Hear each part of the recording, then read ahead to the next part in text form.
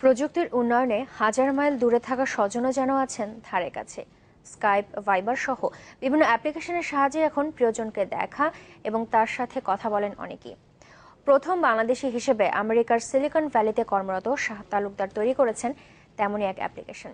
এই উদ্ভাবনের বিস্তারিত জানাচ্ছেন মুরসালিন জুনায়েদ, ছবি তুলেছেন রিপু আহমেদ।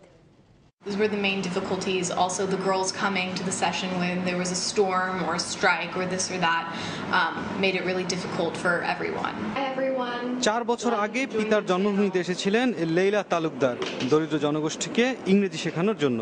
একটি বেসরকারি সংস্থার সাহায্য নিয়ে কাজ শুরু করলেও শিক্ষার্থী উপস্থিতির বড় বাধা হয়ে দাঁড়ায় প্রাকৃতিক দুর্যোগ আর রাজনৈতিক অস্থিতিশীলতা। এরপর আবার আমেরিকায় ফিরে যাওয়া, শুরু হয় গবেষণা কিভাবে ইন্টারনেটের মাধ্যমে সহজে ছড়িয়ে দেওয়া যায় শিক্ষা। কিন্তু সমস্যা হলো বাংলাদেশের নেটের ধীর গতি, পাশাপাশি রয়েছে খরচের বোঝা। সন্তানের এমন আগ্রহ আর পরিশ্রমকে কিছুটা সহজ করতে এগিয়ে আসেন শাহ তালুকদার। প্রথম বাংলাদেশি হিসেবে 4 বছরের স্বেচ্ছাশ্রমে বন্ধুদের নিয়ে তৈরি করেন সরাসরি ভিডিও সংলাপ সমৃদ্ধ অ্যাপ্লিকেশন EXC।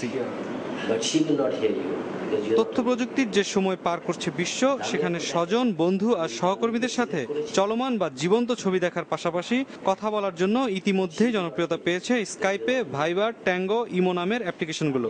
শাহ তালুকদারের দাবি, তার সৃষ্টি EXC শুধুমাত্র কোনো অ্যাপ্লিকেশন নয়, এটি বৈশ্বিক যোগাযোগের একটি প্ল্যাটফর্ম। The difference এখানে হলো, আপনি একটা মোবাইল ডিভাইসে আপনাদের অ্যান্ড্রয়েড ফোন থেকে ইউ ক্যান ডু ব্রডকাস্ট অথবা tablet you can do broadcast. আর যাদের হাতে মোবাইল আছে দে ক্যান জয়েন। আর যারই ক্যামেরা ইচ্ছা হলো you turn it on and pull them on to your broadcast. Stop pull somebody else. আজকে এক সিলেট থেকে আনলেন, দিনাজপুর থেকে আনলেন, লন্ডন থেকে আনলেন, প্যারিস থেকে আনলেন, doesn't really matter, it's global. So that's why we call it global interactive broadcast. আকর্ষণীয় মুঠোফোন অ্যাপসের বাজারে এই সৃষ্টিকে বিক্রির জন্য না তুলে কেন প্রচার শুরু হলো বাংলাদেশে? উদ্ভাবকের সোজা উত্তর, আরেকবার বিশ্বের সাথে নতুন করে দেশটাকে পরিচয় করিয়ে দিতে চান তিনি। আমরা সিলিকন ভ্যালিতে বাঙালি অনেক কিছু শুনি, মিরাকল যে বাংলাদেশ একটা, এটা কেউ বলে না, খালি Rana Plaza they talk about those things. আমাদের প্ল্যান ছিল এখানে যদি আমরা এসে একটা অ্যাডভান্স ক্যাপাবিলিটি লঞ্চ করি, which have done many for Cisco and other companies, ওই যদি করি তাহলে ইট মে বি ফ্যান্টাস্টিক। আমরা এসে আমরা বাংলাদেশে লঞ্চ করেছি। শুধু আবিষ্কারেই সীমাবদ্ধ নন এই বিজ্ঞানী, দেশের তথ্য প্রযুক্তি খাত এগিয়ে নেওয়ার ক্ষেত্রে কয়েকটি সমস্যা চিহ্নিত করে তার সমাধানের পরামর্শ দিলেন তিনি। সফট ইনস্টিটিউশন যেগুলো আছে, IP protection, legal infrastructure for IP protection, এটা লাগবে। Legal infrastructure for corporate governance, এটা লাগবে। বোর্ড স্ট্রাকচার লাগবে, তারপর ইকুইটি স্ট্রাকচার লাগবে।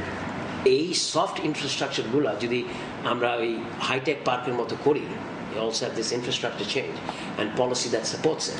Government policy, government has to be involved. The private sector is the key to driving this.